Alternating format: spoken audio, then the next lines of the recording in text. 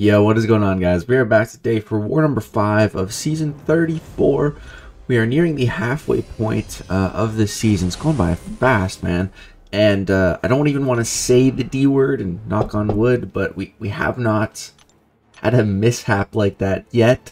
So feeling pretty good, especially with Kitty, with the rank 4 Kitty. I've been getting assigned her a lot, and I've just been feeling really confident with her, and just I don't know, I feel like I just feel really good, really confident, really good with Kitty, and I feel like I know what I'm doing, and I'm doing it, if that makes sense.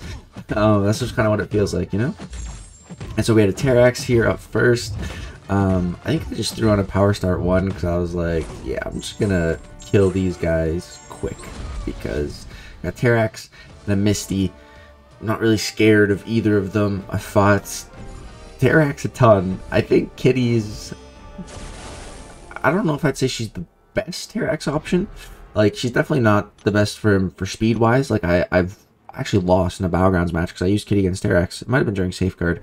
But she's definitely not the fastest, but she's probably the safest. Like, it's so easy to fight a Terrax and come out with 100% health. Like, it's not a problem. Like, it's such a safe matchup, and I love it. I love it so much. So Misty here, just going to be pairing at the start, building up some prowess. That's what I like to do, especially against champions that, like, I want this to be a quick fight. I just want to get to my special 2, let off a fat special 2 with max prowess.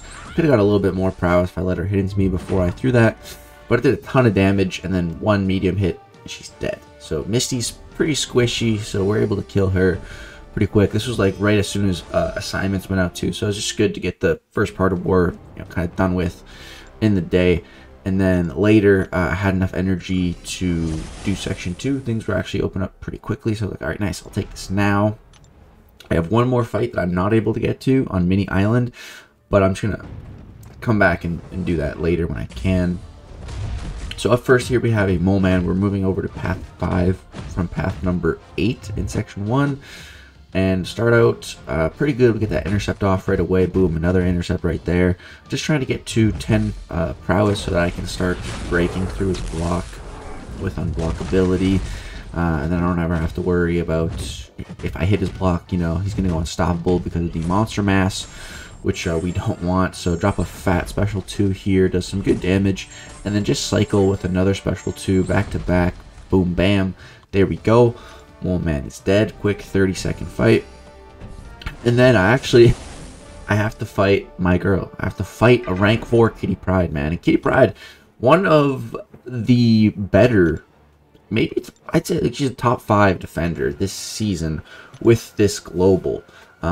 She benefits from the Mystic Dispersion, and Kitty already is annoying to fight with her phase mechanic, so she's pretty good this season. Even New Nation was kind of scared to fight her without taking down the global first. So here I get assigned Guillotine 2099, which I haven't used in a while, especially in war. I usually just bring her to AQ. But it's funny, like with Eternity of Pain and now Alliance War, I'm using Guillotine more. I don't know, maybe I'll have to move her up on my tier list, man. I've been using her more and more. She still has her uses. She's not outdated. So go for a little intercept and then drop my special 2 with the Fury. But the main reason we're using Guillotine here is just because she can't crit. So pretty much the only way for Kitty Pryde to gain prowess here, as long as I'm playing well, is if I parry stun her. It's pretty much the only way, and I've only done that once so far. That's why she has that 1 prowess right there. But yeah, we're still going for intercepts, because the first time I did this fight, I was unsure if intercepting would give Kitty prowess or not, but it does not, so I'm free to intercept as much as I like. Still need to do it safely though, because I definitely don't want to take a combo from a rank 4 Kitty, even if she has class disadvantage. No thanks. No thanks. Guillotine is also very squishy. She has a very low health pool, so really do not want to risk such a thing. But yeah, I like to just bait out Kitty Pryde special 2. It's very easy to evade and just outdistance and then punish. So I was trying to do that, but she's not really wanting to throw it. Finally, there we go. I have to back up to the other half of the screen. So because I dexed, I knew I was going to trigger the Mystic Dispersion, so I'm just going to back off for a sec. As long as you're, you know, paying attention, it's not too bad. So that was weird. Like, I intercepted once, and I think I turned off the protection, but I didn't get the Fury. So then I intercepted again, and then I did get the Fury. It was very weird. Maybe Assassin was messing with stuff at the end there, not sure.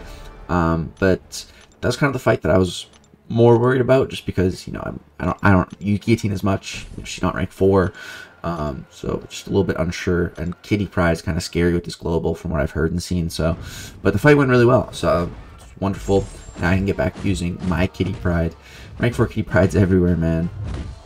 Next up here we have a Sasquatch, but this guy's only rank 3, which is good. Feels nice. Like, it's so funny, the level of power in this game. I remember like being scared to fight so many rank 3s and still using 5 stars, and now it's rank 4 is like the new thing, and seeing a rank 3 now, it's like, oh nice, this is just a rank 3, you know.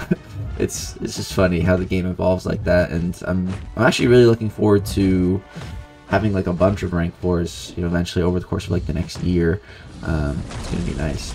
As you guys can see here, look at the damage I'm doing: 220, 141, 0.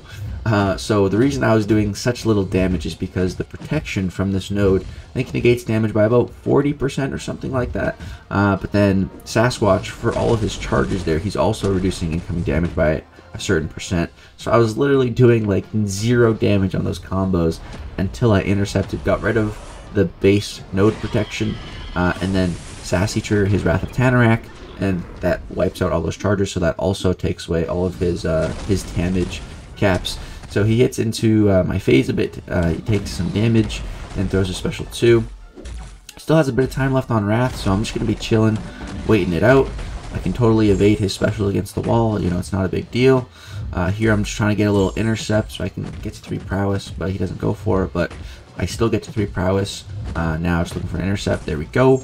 Drop special 2, and that's Sasquatch, dead. So really clean fight. I'm really enjoying using Kitty to counter this this global. I much prefer this global to the last one. That was the, you know, the whole unstoppable armor meta. I definitely prefer this one because as long as you're paying attention, it's not too bad to counter, and as long as you have a champion that, you know, it's not triggering it all the time. Like Kitty, the only buff that she can gain is its dexterity. Well, it's not true. She can gain an unblockable buff, but as long as you're phasing, her buffs turn to passive. So, like, realistically, if you're playing Kitty well, the only buff you're really going to be getting is dex. And if you have Tigra, you know, you can create unblockable openings, so you can pretty much avoid dexing for the most part. And then when you do, you know, it's easy and you notice, so it's not too bad to play around. My final fight here is this long shot mini boss. Long shot's also pretty good for this new tactic. But with Kitty, Taters placed a guidance for me. So as you see at the start, I just parried a bunch. Each parry gives me 3 prowess, so they just stack so quick. Kitty with guidance is so ridiculously strong. It's just such an easy way to build up that initial prowess, which is the hardest thing about playing her. So it makes it just even easier. And yeah, now we're really into the flow, but this fight can be sketchy. Because Longshot can end the fight in an instant if things go wrong. Like if he were to throw a special 1 when I wasn't phasing and it tagged me, I might die. I might just instantly die from that. Special 2 though, we are immune to Incinerate, so we don't have to worry about that as much. But I'm just gonna opt to push him to special 3. This is the Kitty cycle. This is the safest way to play Kitty Pride in my personal humble opinion. I found the most success playing her this way, especially on scary fights, and this is a prime scary fight. This dude has 5 prowess right now, tons of power, you know, could easily get out of hand, but forcing it this way to take their special 3 safely takes away all their power, all the risk. Now he's hitting into my phase, juices my prowess up, gives me 2 whole bars of power from hitting me with that special 3, and then he's just dead. Like, such a safe way to play Kitty, man. I can't stress that enough. The Kitty loop, the Kitty cycle.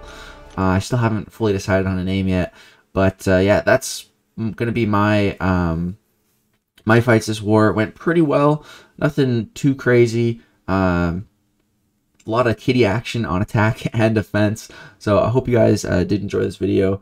This war was extremely close, man. 5-6. We ended up losing. We decimated them in fight duration time too. So if we tied, we would have had it, but just had one too many deaths, which is unfortunate. But it happens. We win as a team and we lose as a team as well. It's all good at the end of the day. That is going to do it for this video, guys. If you did enjoy it, drop a thumbs up. If you'd like to see more Alliance War content, subscribe. At 100K, I am going to be eating the world's hottest gummy bear here on stream for your entertainment and trying to see how long I can go without water or milk. Should be fun. But yeah, so if you guys want to see that, just subscribe. Thank you for all the continued support. I really appreciate all you guys, and we're going to keep grinding. Thank you guys so much for watching. Peace out.